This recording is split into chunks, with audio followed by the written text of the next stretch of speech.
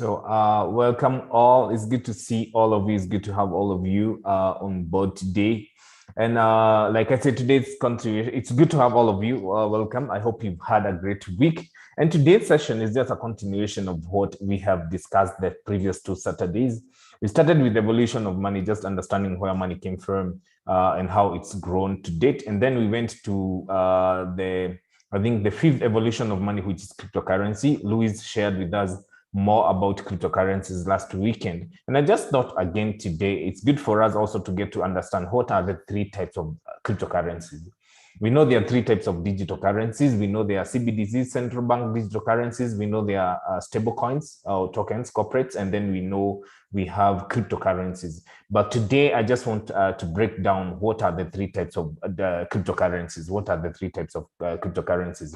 For any question, clarification, remember to drop in on the chat room.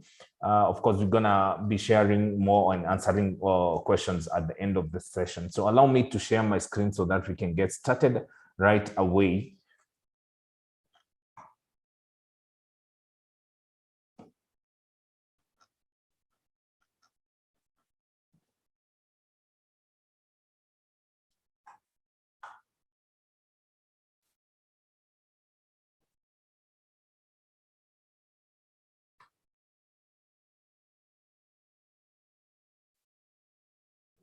And I hope you all can see that.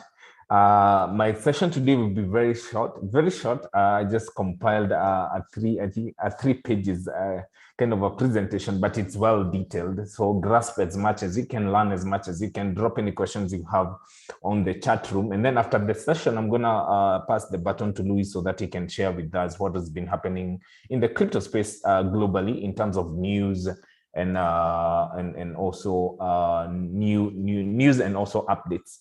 And as we answer any of your questions there. So last week, Louis talked about what cryptocurrencies are, and I just felt maybe I can just expound more on that as I go to 3 types of digital currencies.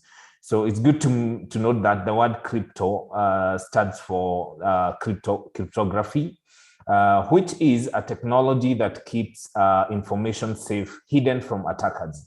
You may have heard of cryptography in history class. It was used to send and receive secret messages by the Allied forces in the World War II. So cryptography was used in the World War II, where a message was encrypted so that attackers would not really get the information or the message that was not intended for them. So in the present day, computer technicians put cryptography to use in many different ways, and one of them is cryptocurrency.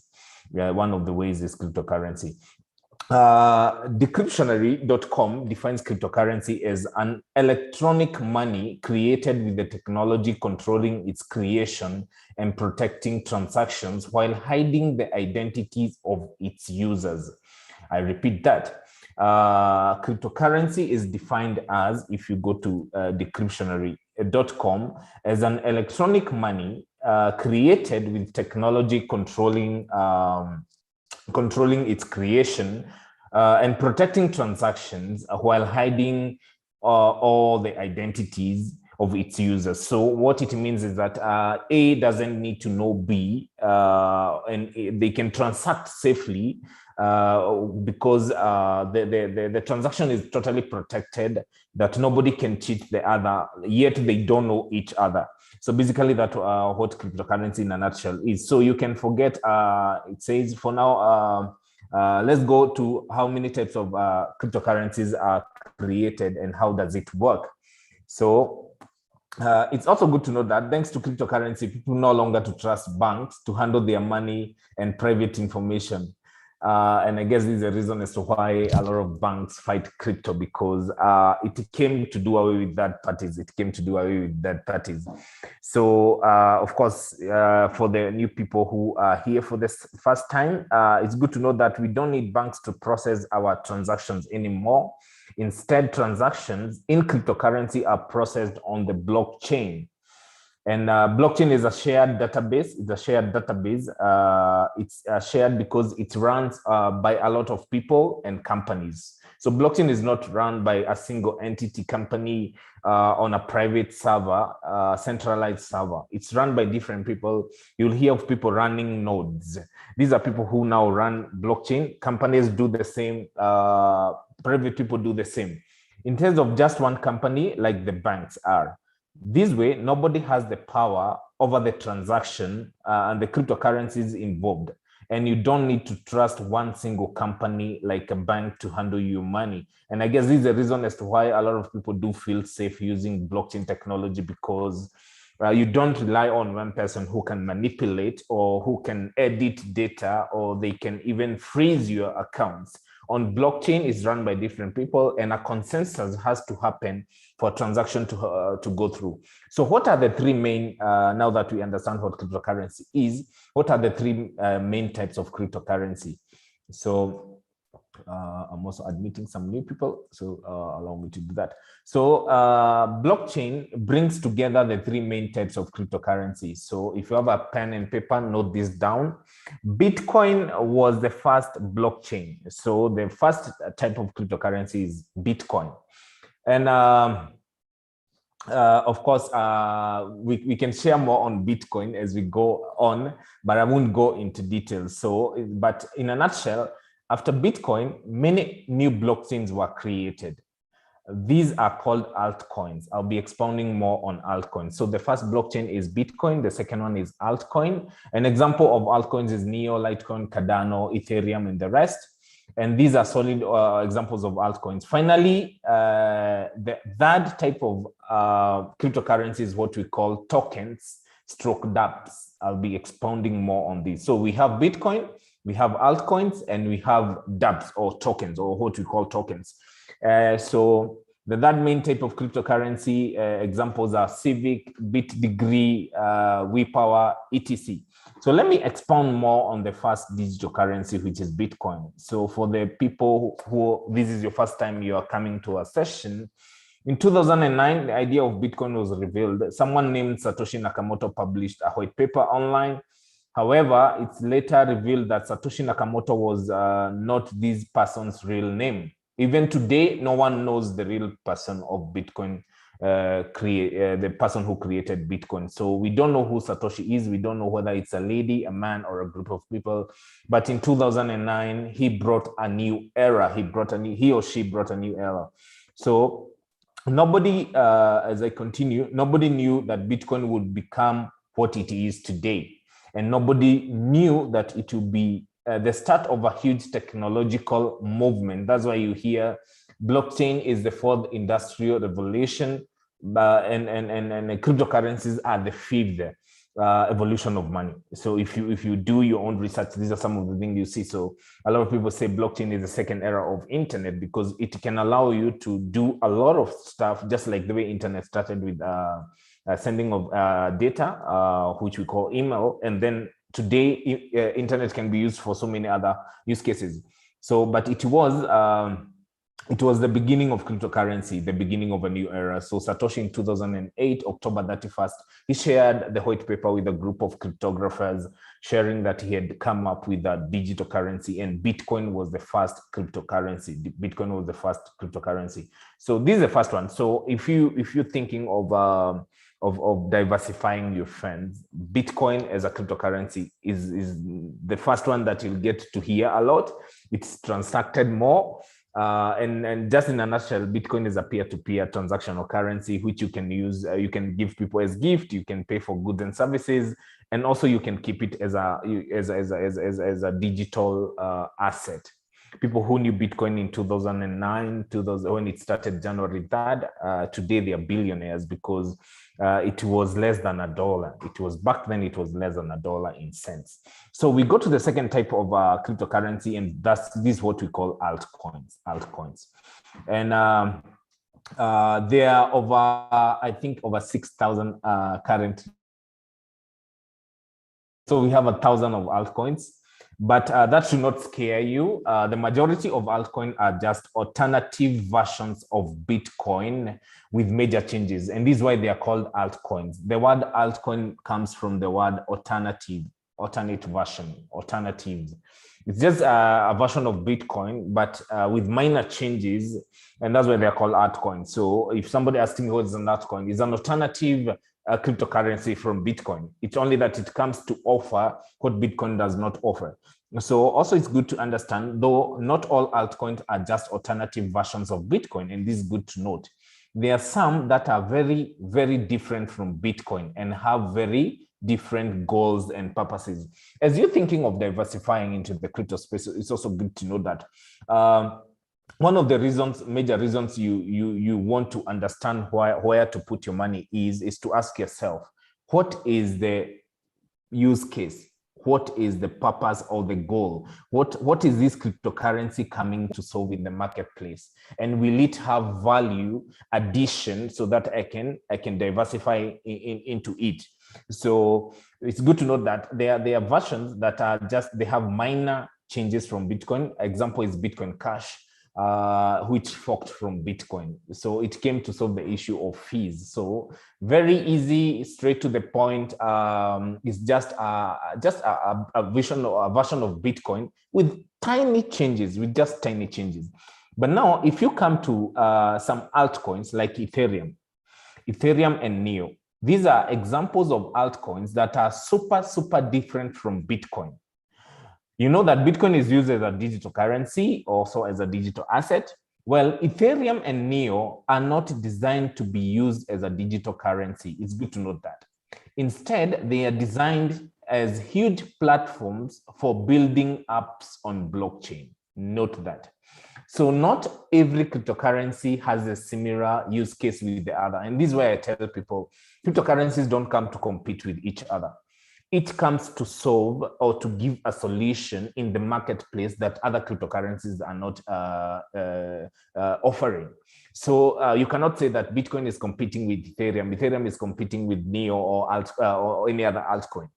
Just look at the fundamental analysis. What is the use case of these cryptocurrencies? What values are they adding? What is ADA adding in the cryptocurrency space? Ethereum, Neo. So some of these other different versions of altcoins are the ones that they have their own blockchain, and these blockchains are used to build other apps. So just moving on swiftly, on Ethereum and Neo, you can actually build your own application. And this is the most common way of new cryptocurrencies, how new cryptocurrencies are created. You'll also learn that a lot of other tokens and cryptocurrencies are built on Ethereum network. A lot of them are built on Ethereum network. So they are made on blockchains that allow app building like Ethereum and Neo. So you see, Bitcoin came as a digital currency or a digital asset. Ethereum came as a blockchain for helping other people build applications on them that can create new cryptocurrencies. I hope we all get the difference. So number one type of cryptocurrency is Bitcoin, blockchain. Then we have altcoins. And there are two different types of altcoins. We have alternative coins that are just a version of Bitcoin with minor changes. I gave an example of BCH, which is Bitcoin Cash. And then we have alternative currencies that are totally different from Bitcoin, like Ethereum and Neo, that allow other people to develop, of course, applications on them. So let's just go deeper. This is all possible because Ethereum introduced a new technology to the crypto world when it launched in 2015. This technology is called a smart contract, and a smart contract can automatically execute transactions when certain things happen. So for Bitcoin, you know, it's peer-to-peer. As long as you own Bitcoin, you can send from one person to another person, from a wallet to a wallet, which you can also do with Ethereum. But Ethereum blockchain, you can come and create new apps on it based on a smart contract. So what does this mean? These things, also called conditions, are written into a smart contract when it's created. For example, a condition could be something like, when Peter sends 120 Ethereum into the smart contract, then John's house will be sent to Peter. So smart contracts act on conditions. When this happens, this other thing happens. So because of smart contracts, no third party is needed. Again, this is awesome. We know if I'm buying a house currently, when I'm not using blockchain or smart contracts, there has to be a third party. Maybe at times there has to be all these lawyers, there has to be all these agents that come to introduce maybe myself to the seller. Now with smart contracts, all I need is the seller. And in case I just make the payment, the smart contract immediately will self-execute, and the changes will be done on the blockchain for me to have the title deed. No third party is needed. So Bitcoin means there's no third party needed in direct payments, so we don't need banks. But smart contract means there's no third party needed in a lot of other things, like the sale of a house, the sale of electricity, or the sale of stock or on the stock market. These are some of the things you're going to see being developed, making life easy and making it even easier to transact without a third party. Because basically blockchain came to do away with third parties. Now, that type of cryptocurrency is now what we call tokens, created on dApps. And the third main cryptocurrency is a token. Compared to the other two main types of cryptocurrency, tokens are completely unique in the fact that they do not have their own blockchain. So Bitcoin has its own blockchain.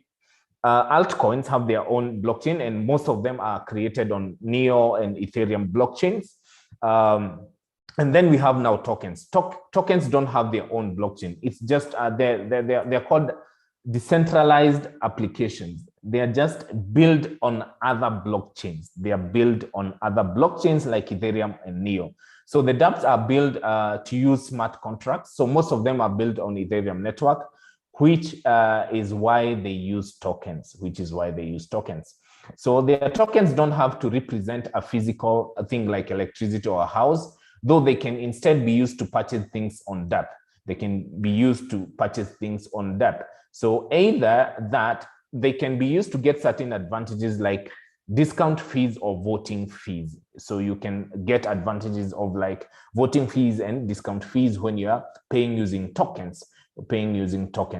So just to expound more on tokens always have value. They have a price that can be sold for, which is why some people buy them. Some people buy tokens to sell them later for a higher price, speculative, instead of buying them to use them on the dApp. So some people just use them on the application, decentralized application. There are some people who will then learn about some tokens. They just buy them when the prices are low, and then they sell them later when the prices are high. So because decentralized apps are built on other blockchains like Ethereum and Neo, a token transaction is still verified by nodes on Ethereum or Neo blockchain. This means the transaction fee is paid with either or Neo and not with the token. And I think some of you who have used maybe Uniswap, you've seen what we call gas fee, that you are trading other tokens over there, but the gas fee is paid is paid in Ethereum cryptocurrency. So as I finish, to make a transaction on dApp, i.e. use a token, you must have some Ether or Neo, whichever altcoin in the dApp is built on to pay the transaction fee. This is what I'm talking about. Like on Uniswap, you need gas fee for you to pay for all those transactions you're doing. So that was my session today, and it's good. I just do a recap. That today we are talking about three main types of the cryptocurrencies. Number one is Bitcoin, which has its own blockchain, and it came as a digital dollar. Today it's turned out to be more of a digital store of value or digital asset as it's matured, and it started in 2008 October 31st, but first it was just put in the market in 2009 January 3rd. Founder of Bitcoin, Satoshi Nakamoto. We still don't know the real person. The other type of cryptocurrency is altcoins. And of course, we have two types of altcoins. Number one is the alternative version of Bitcoin. That's why they're called altcoins, which is a type of kind of a creation of Bitcoin, but with minor changes. I've given an example of Bitcoin Cash, which came to solve the fees issue on Bitcoin. And the other type of altcoin is which are totally different from Bitcoin, and they own their own blockchain like Ethereum and Neo, and they allow other people to build on their own application on that blockchain. I think Ethereum is the biggest of them all. It's allowed thousands of cryptocurrency to be developed there using smart contract, and the last one are tokens. And these that type of cryptocurrency, a token, which is completely unique because number one, it doesn't own its own blockchain, and they are created on a decentralized application, which we call dApps. So, and there are so many tokens out there. And one thing I'll tell you, if you're thinking to invest in any cryptocurrency, remember, go for fundamentals, not speculation. Look at the application. What is the application of this token or this cryptocurrency that I want to put my money into, so that I can have real, you can invest in something that has real value. So all these, I want to give credits to BitDegree. This is where I got all these info from.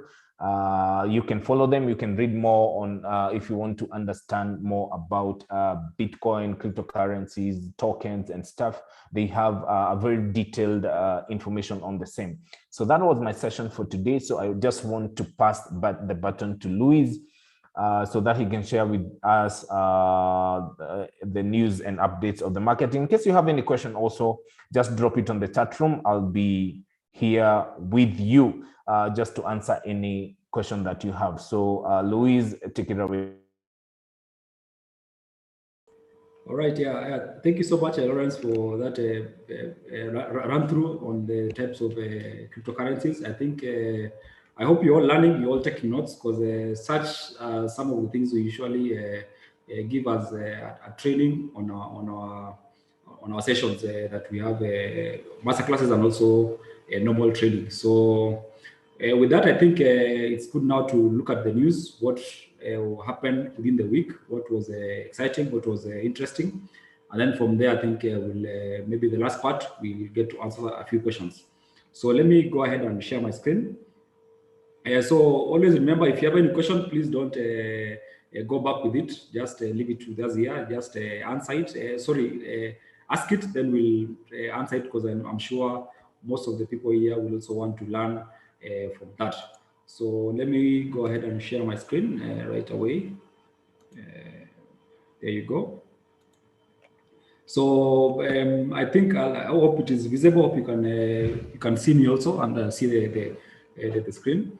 Yeah, so I'll start with Russia. There was some news coming from Russia this week that I saw. It was quite interesting based on what is actually been happening, because we've seen a lot of news, a lot of negative news last week, also part of this week, but now that is starting to change. So here, Russia plans to build a Bitcoin tracking tool to monitor crypto wallets linked to crime and terrorism. So I think for anybody who rather was thinking that they can hide their money in cryptocurrencies, then that for Russia, if you're in Russia, that's bad news for you, because as you can see over there, Russia plans to build a Bitcoin monitoring tool to track crypto wallets possibly linked to criminal activities. That is as per the news website called CoinDesk. So the government has selected a contractor to develop the proprietary tool for roughly $200,000. So the tool must maintain a database of crypto wallets and monitor the behavior of market participants. So this is how the ecosystem is sort of shaping up. People are like now trying to find solutions to all these things that I say that crypto is used for criminals. But you see right here, of course, this will not be the case in Russia. And Russia, by the way, they are very actually they are huge players in the cryptocurrency ecosystem for the longest time. So with that, I think if you want to read more of that, always ask. We can always share the link. And moving on, just from you remember, Lawrence took us through the types of cryptocurrencies. So here we are talking about now the central bank-based digital currencies. So here, Venezuela will launch digital Bolivia in October. So as you can see over there, that is as per Decrypt, that is the news website. The Central Bank of Venezuela will simultaneously loop six zeros of its currency to combat monetary inflation. So, because inflation is one of the key things that actually that is affecting most currencies, and for Venezuela, they are running over to digital currencies, that is the central bank currency, to solve part of the issue. So as you see over there, Venezuela currency will be getting a new look in more ways than one, as the government tries to simultaneously tame inflation and institute monetary sovereignty. So of course they are introducing a sovereign currency that is based on that is digital, not physical anymore, and that will roll out on the 1st of October. So we'll see how that will be going, and we will, of course, will be updating you as it goes by. You see over there, it says, I think it was by a tweet. I think that is in that was a report. I can't read the language, but I think there's something I had to show you.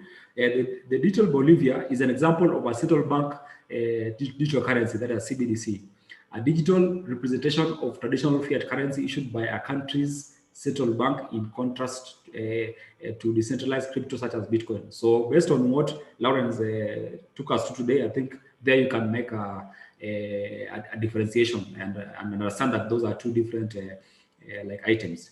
Moving on to India, I think we are in the spirit of the Olympics. I think for India, they are now rewarding their winners, not only free pizzas, but now they will get free bitcoins, courtesy of an exchange called BitPNS. So the accomplishments of India's athletes is in the ongoing Olympics has been has seen them being showered with praise and monetary rewards, from free prizes, cash prizes. Medal winning Indian Olympics are getting richly recognized. Now they can add cryptocurrencies to their gifts. I don't know whether Kenya, I don't know how that will happen if there is at least, that'll be a good thing coming from Kenya. But now here, BitPNS, an Indian-based cryptocurrency exchange, has offered to open a systematic investment plan in cryptocurrencies like Bitcoin and Ethereum for India's medal winners, Mirabai Chanu and PV Sindhu, after they won silver and bronze medals respectively at the Olympics. So I think that is quite commendable, rewarding like the athletes on the currency of the present, which is now the future that we're talking about. So moving on, this is I think we're talking about Nakamoto's invasion is real, says SEC Chair Gary Gensler. So who is Gary Gensler? Gary Gensler is the current Securities Exchange Commission chairman, and of course, this coming from him is these are quite a validation from him. And I think based on what we learned today, the types of cryptocurrencies, we realize that he's actually referring to Satoshi Nakamoto, the person that came up with the first cryptocurrency, that is Bitcoin. So Gary Gensler describes Satoshi Nakamoto as an important innovator, in the cryptography, and their innovation, and that their innovation spurred the development of crypto assets and then underlying blockchain technology. So that is what Gary Gensler was giving credit to. So as I said earlier, Gary Gensler is the chair of the U.S. Securities Exchange Commission and believes that blockchain revolution started by Satoshi Nakamoto in 2008 is more than just a fad, but a real value proposition for the future of the internet. So I think I'll leave it there. So I think that is actually, for me, it's exciting to read such comments from such people who are actually controlling, or rather guiding the way in securities, commodities, and also shares are being regulated. So the same, I think, this was from another website. It says the SEC chief says crypto will become mainstream if clear rules are in place as he plans tighter regulations. So, of course, with the regulations, meaning more people now will be comfortable, will be free to engage with cryptocurrencies. But of course, if you want to get a premium, you need to get in fast within the innovation stage, not when everything is set and laid about, which is, of course, everybody has a different perception on where they're getting in. But for us who are already here, we are seeing a very a big future now that you're seeing now such people are giving a validation on the same. So moving forward, Ethereum, which is one of the cryptocurrencies that Lawrence talked about on the first session, Ethereum London hard fork goes live. So Ethereum experienced basically a hard fork. It's like an upgrade to the blockchain. You had that Ethereum is one of the smart contracts platforms. So here is when now the system was kind of upgraded, and in this case it was a hard fork. So we normally have different types of hard forks. We have a soft fork and also a hard fork. Of course, that is a lesson for another day. But just in summary, the much talked about learn and upgrade has finally happened on the Ethereum network, as Ethereum arguably moves closer to becoming a deflationary asset. So everything is trying to get out of something that is that keeps inflating. That is what most currencies are. So most cryptocurrencies tend to address that factor, that they have to be fixed in number, they have to be fixed in supply, so that you avoid the fact of inflation. So the London hard fork arrived almost on schedule at 12:33 p.m. UTC on Thursday at block number that ushering the Ethereum improvement proposal 1559. So these are basically Ethereum improvement proposal are just like improvements on the software. So every step is normally recorded. So this one was number 1559 since Ethereum was started back in 2015, as Lawrence told us on the session. So with the upgrade, with the upgrade trigger, Ethereum will now undergo a significant overhaul of its network transaction fee and other parameters such as gas refunds, among others. Because this is one of the main things that people were complaining recently, that the fees on Ethereum network is quite high, and that's how we actually, this is one of the things that is going to solve that particular aspect. So moving on to NFTs. So NFTs basically are some of the applications that are built on top of Ethereum blockchain. If you took notes, if you check on your notes from what Lawrence told us, is that we have applications that are built upon some blockchain. So NFTs is one of those tokens that are built on top of Ethereum. So Marvel, one of the publishers who, like, I think if you know Spider-Man, I think this is normally was first published. So Marvel's first official NFT crypto collectibles will launch on Veve Marketplace this month. So they're just digitizing these art in terms of now the animations. So Spider-Man digital sculptures will be released this weekend, priced between $40 to $400 each, with other Marvel NFT drops due later in August. So everybody now is trying to create a digital representation of their art or their collectibles or their basically anything valuable. You can even your signature, if you are maybe the president of the US, that can be put on the blockchain in form of an NFT, meaning it's a non-fungible token. So I think I'll leave that there. Moving on to another study. A new study reveals high demand for payments in cryptocurrency. So over 60% of responding crypto owners say that they are interested in using crypto as a payment method to make online purchases more private or secure. So this is how users of or rather customers are looking at cryptocurrencies. So payment in cryptocurrencies like Bitcoin make up one of the biggest use case demand among customers, alongside long-term investment, according to new data. So this was data done, I think, in the US last week, that actually surveyed over 8,000 customers in the US, including existing and former crypto holders as well as non-crypto owners. And you can see the cryptocurrency payment playbook will get okay. There's something I wanted to read on this one, but so yeah, more than 60% of crypto owners said they were very or extremely interested in using crypto as a payment method to make online purchases more private or secure, while 23% of non-owners showed interest in using cryptocurrencies for these purposes. So I think that shows a high expectations for the future growth of cryptocurrencies. Moving on to Bank of America, that is another. I mean, it's a big institution in the US. Bank of America, in a surprising show of support, Bank of America, one of the largest banking institutions in the US, recognized some key opportunities that Bitcoin can offer to El Salvador. So these banking institutions agreeing that basically, for those who maybe were not aware, El Salvador is one of the countries that have taken Bitcoin as a legal tender. So I think that prompted the Bank of America to say that there are opportunities for them to accept. So the bank claims that the introduction of the world's largest cryptocurrency could potentially lower the cost of remittances, which represent nearly a quarter of the tropical country's gross domestic product.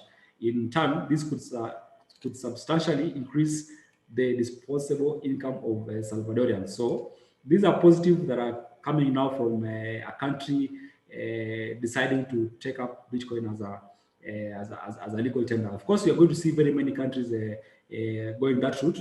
I think I started with the news from Bolivia, that is Venezuela, digitizing their currency. Moving on, this now to the American Bankers Association. That is similar to I think it's like what? It's similar to Kenya Bankers here in Kenya. It's an association of all the banks in the country. So in the US, they are called American Bankers Association, encourages partnerships with crypto firms in new report. So for these guys, they are not fighting it. They are not frustrating. They are saying actually we should have more collaboration. So the American Bankers Association (ABA) has issued a new report that suggests banks consider partnership with crypto firms based on increased profitability of the sector and client interest. So the report is there was a report I think done by the institution. The report is a 20-page length, provides a high-level overview of crypto with glossary maps of. So basically tries to break down the important use cases for crypto for banks. And this is what the association listed out. Number one, store value. All of what we'll be talking about. The report describes how companies that facilitate store of value earn revenue by buying and selling on their platforms. That is the first use case for banks. Number two, custody stroke wallet providers. The report explains crypto companies allow users to store their cryptocurrencies in a digital wallet, and in theory could charge as a service fee. Number three, interest-bearing accounts. Customer lends his or her crypto for interest, and a bank could earn a fee or percentage of the crypto earned. Number four, payments. Bank could charge fees for those services similar to a debit or credit card transaction. I think we are seeing already a MasterCard and a Visa card already, even PayPal already on that. I think we also saw Apple Pay already doing that. Number five is lending. Banks to provide crypto lending to borrowers for a fee. Number six, exchange trading. Revenue models include charging transaction fees, listing charges for adding crypto in a platform and deposits. Broker dealer. The revenue from collecting the spread on transactions for crypto assets that are classified as securities. Number eight, insurance. Decentralized insurance allows a pool of investors to share the risk among themselves in return for the insurance premium. Number nine, network utility. Describes utility tokens as providing instant revenue for the entity creating the token and selling it, since it receives either a different form of crypto assets or a payment in a traditional currency. And then number 10, the last one, these use asset management. This use case for banks would enable a fee for service on crypto portfolio. So these are basically 10 points that the American Bankers Association presented to banks. And I think this is now where we are seeing adoption truly taking shape day and day. Moving on to Singapore, who granted Singapore grants first regulatory in principle approval to crypto exchange. So Independent Reserve gets the first in principle that gives hope to around 170 crypto exchanges applicants waiting to receive an operating license in Singapore. So I think that shows that Singapore is welcoming exchange companies to operate and officially register in Singapore. Of course, exchanges are one key component in the cryptocurrency ecosystem. They're the people who enable people to exchange bitcoins to Ethereum, to Litecoin, to Adano, to Cash. So that's the work of exchange. So if I just read a little bit of that statement, Independent Reserve, an Australian crypto exchange founded in 2013, has become the first cryptocurrency exchange in Singapore to receive an in-principle approval to operate as a fully regulated virtual asset service provider. That is in Singapore. So that is, I think, that is quite good. Next, we go to Binance. So Binance to bring Bitcoin payments to Shopify via a new partnership. So Binance Pay users will be able to pay across merchants of Alchemy Pay partners, including e-commerce giant Shopify. So I know most of us, or you know, someone who may have used the Shopify to do their shopping, and now they are Binance now is now incorporating that to their system, whereby now you can be able to shop on Shopify and pay using the Binance platform. So that I think I wouldn't go back to that. Let me just read one thing. So the company announced on Tuesday that a partnership with crypto fiat hybrid payment platform Alchemy Pay to enable peer-to-peer crypto payments over 2 million global merchants through its payment application Binance Pay. So this is the application that Binance is having, and they are going to integrate that with the Alchemy Pay to enable customers to shop on the Shopify platform, which is actually, you can see that 2 million global merchants. That's quite huge. The other news, Xiaomi starts accepting Bitcoin, Ethereum, and other cryptocurrencies in Portugal. So Xiaomi, or is it, I think, yeah, it's Xiaomi. These were, I think, one of the phone companies. I'm sure you may have seen that logo. So they actually now accepting, they're going to accept payments in Bitcoin, Ethereum, and the other cryptocurrencies. While Amazon recently shut down rumors accepting cryptocurrencies, Xiaomi picked up the slack. So Mi Store Portugal, the official retailer of Chinese tech, they have not recently moved to enable crypto payments for them. So I think that is going to be interesting for that to happen. Moving on, we're going to Germany. That is a luxury brand called Philip. Philip Lane starts accepting Bitcoin, Dogecoin, Ethereum, and other cryptocurrencies. So I'm sure you may, for those who like fashion, that is I think one of the big fashion companies in Germany and the UK. So they are going to accept now the customers to spend their bitcoins by buying products from them. So those who want to splurge their crypto holdings on 6,500 sneakers now have an opportunity to do so. So they can pay either in Bitcoin, Ethereum, Dogecoin, Litecoin, Theta, among other supported cryptocurrencies. So they are partnered with a crypto payments company called CoinFi, which has recently acquired by crypto broker Voyager for about $84 million. That's how you can see this ecosystem is shaping up. The other news, Millennium Capital launches Europe first regulated EFT. So I think a couple of last year, I think we were talking about EFTs, how they're going to be approved, or rather they were seeking approval. So we have now one, you can see there, a French asset management company is getting ready for the launch of an EU regulated trading fund that will track Bitcoin price according to Financial Times. Melanon EFT will be able to will be one of the first products on the European market that allows investors to work on a high volatile assets through investment funds. So I think that is a good development coming from France. Moving on to JP Morgan. JP Morgan opens Bitcoin fund to wealthy clients. So this one guy that it has been very interesting to see how they're operating. One time they say they have banned Bitcoin, the other time they say it's good, and then again they say it's bad. So, but all along you've seen that they're actually onboarding more and more wealthy clients onto their platform. So JP Morgan has partnered with the let me just zoom that in. JP Morgan Chase has partnered with Bitcoin-focused institutional-grade platform, New York the Digital Asset Investment Group, to offer the passively managed Bitcoin fund in-house. That is, they are doing it in-house, not for everyone. So Coindesk, the company of news, reported that to confirm that they're actually doing that. So advisors at the bank were prepared for the offering in a launch called just yesterday.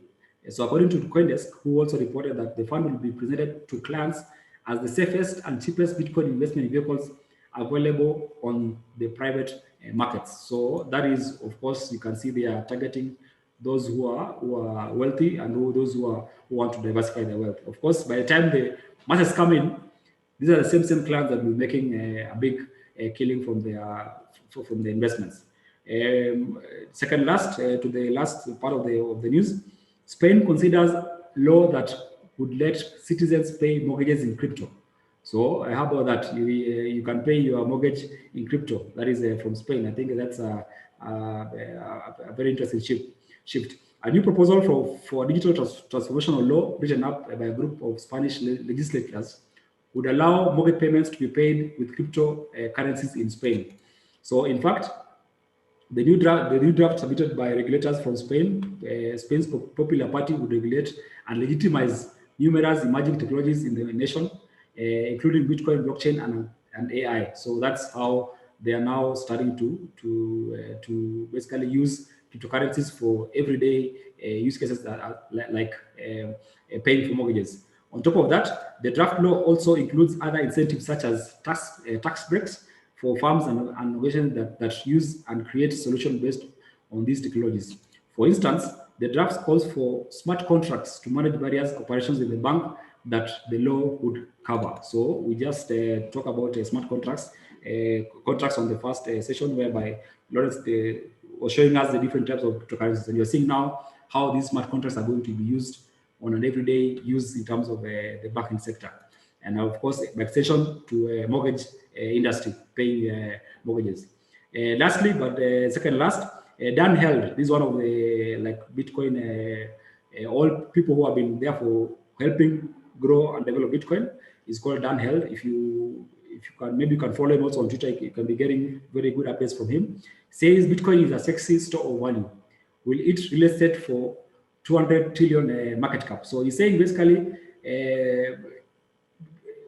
the fact that Bitcoin is going to be a store of value is going to eat into the real estate sector bit by bit. So as far as love to price prediction go, Dan Held's 200 million market cap is up there. So I think he's just trying to justify. So he says it's a wide range of numbers, but I think Bitcoin market capitalization should be between 10 to 200 trillion. So if you have a market cap of about $10 to $2 trillion, what would be the price of Bitcoin? That's why you hear people saying that Bitcoin will be more than like $100,000 in a couple of years. That's why you see that such people trying to give such valuations and also proof on how that will get there. So to the last news, I think we finish right in Africa. Nigeria, crypto adoption raises despite government crackdown. So Nigerians are still hungry for crypto despite the central bank's efforts to quash it. So it says Nigerian cryptocurrency adoption continues to rise despite a government crackdown, with peer-to-peer trade volume for BTC posting its second strongest week on record last month. So according to data from Google Trends, Nigeria still ranks #1 by search interest for the keyword Bitcoin. I think we had Kenya, I think also top this position, I think a couple of months ago. And then P2P Bitcoin trading is dominated in Nigeria, Naira, and also steadily increased in 2021. So Nigeria ranking behind the US as the second largest market for peer-to-peer trading according to useful tips. So this shows you how popular this is getting within the sub-Saharan region, also I think in East Africa.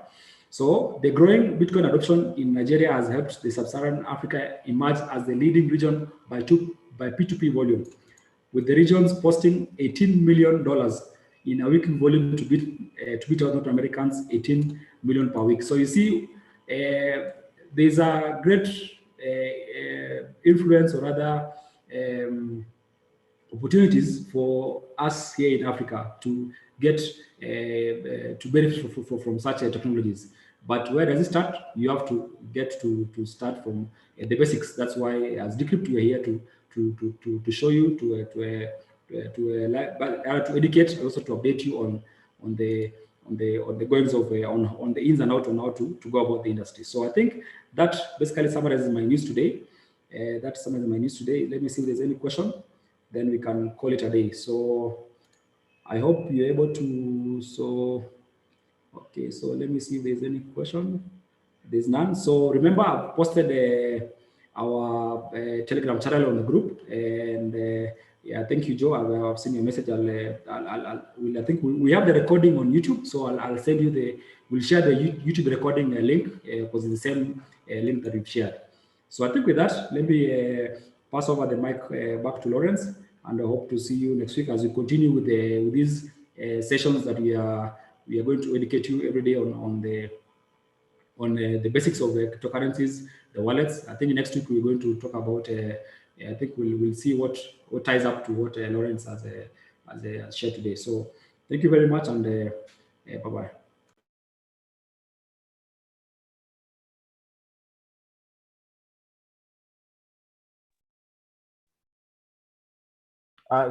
Thanks, Louis, for the news update and also for a detailed info on what is going in the crypto space across the globe. It's good to have all of you there here. I hope you found value in what we've shared today in our Bitcoin 101 session. I've also shared the link for the YouTube recording for the session we just had. I've seen there's no question. So in case you have any topic you want us to discuss, feel free also to reach out to us. Our office is at Next Gen Mall along Mombasa Road. Second floor, number 11. Feel free to visit us so that we can have a cup of coffee over crypto stuff. So God bless you all. God bless your businesses. God bless your families. I wish you a lovely weekend ahead. God be with you.